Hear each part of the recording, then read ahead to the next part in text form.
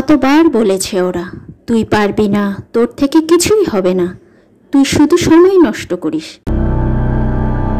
কখনো স্কুলের শিক্ষক, কখনো ঘরে বাবা মা, আবার কখনো ভাই বোন, আবার কখনো কাছের বন্ধুর মুখেও শুনেছ তুই কিছুই না।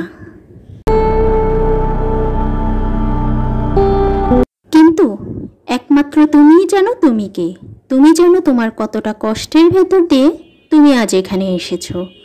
তুমি জানো তুমি কতবার ভেঙে পড়েছ, কিন্তু প্রতিবারে নিজেকে আবার জোর করে উঠে দাঁড়িয়েছ।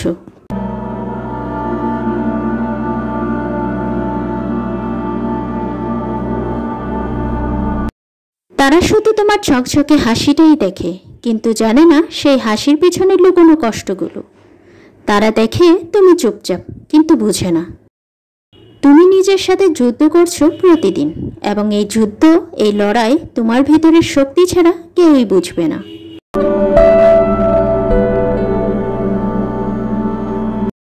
আজ না পারো কাল পারবে, কাল না পারো পরশু।